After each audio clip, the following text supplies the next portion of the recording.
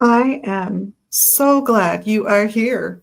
Liz from Megas, and in my world, it is Energy Sunday. So let's talk about the negative side of Reiki. Is there danger in Reiki energy? Can someone use Reiki energy to harm you? In my training as an Usui master teacher, the answer is not only is the answer no, absolutely not, but attempting to do so negates the initiations that you've been through. You are not a Reiki master anymore if you attempt to use negative Reiki. If you attempt to harm with Reiki, you're not a second degree anymore. You're not a first degree anymore. You're a zero. That's how Reiki works. Because of the kind of energy Reiki taps into, it's not energy that can be used to harm. That doesn't mean that Reiki is always wonderful feeling and magnificent. No. Sometimes we have to let something go that we're not prepared to let go. And the Reiki moves us in the direction of being ready to let that go. That can be a difficult adjustment. So, but is that harming you? No. Ultimately, no. That's actually for your benefit. Can someone direct you to do something specific with Reiki energy? No, that's not at all what Reiki energy is about. They're not directing it. They're channeling it. They're letting it come through them to enter you, to let it do its best work for you. But that's always what it's doing. It's doing its best work for you. So think of the creative force of the universe, whether you call that God, whether you have a pantheon of deities for that, whether you just assume, well, there's energy out there and I'm not going to name it. That's all of those are fine ways of thinking about this. They're all fine metaphors for the experience you're having in Reiki, but it's not possible for that kind of energy to be directed in a harmful way. So the practitioner can't, and attempting to do so negates their Reiki status completely.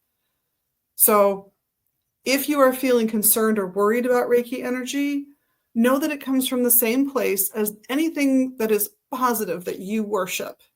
If you worship, know that it is always about healing and growth.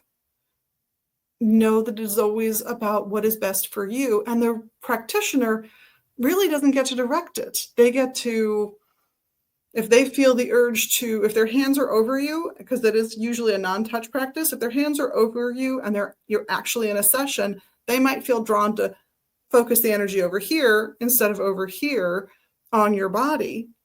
So you're somewhere below the camera here, and my hands are up above you. So I might get the urge to, I should put my hands here for a while we're doing this work instead of here. That's the extent of it. That's as much direction as a Reiki practitioner is supposed to involve themselves in. It seems like you need it more here, so I'm going to go here instead of here. That's it.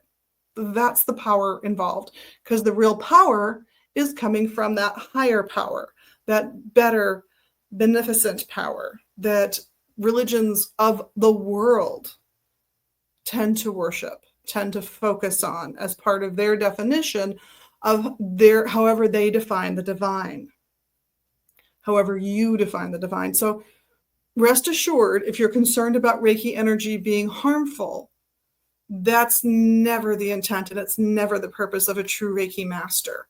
I can't speak to the other traditions. I am in the Usui Reiki tradition, the granddaddy of them all, and my lineage comes through the first person who brought Reiki to America. So I can't speak to more variants that have sprung out of those things, but if we're talking about classic Reiki, not only can you not direct it to negatively, but you negate your own ability to practice it if you even try. And I think that that's an important safeguard that Reiki has always had built into it. So that's our Energy Sunday today. I hope you feel better and more assured if you're ever worried about Reiki energy. On behalf of myself, Liz, and all of the staff here at Megas Books and Herbs in Minneapolis and online at megasbooks.com, Thank you for watching and doing all of the magical things you do to lead a better, more magical life. Blessed be.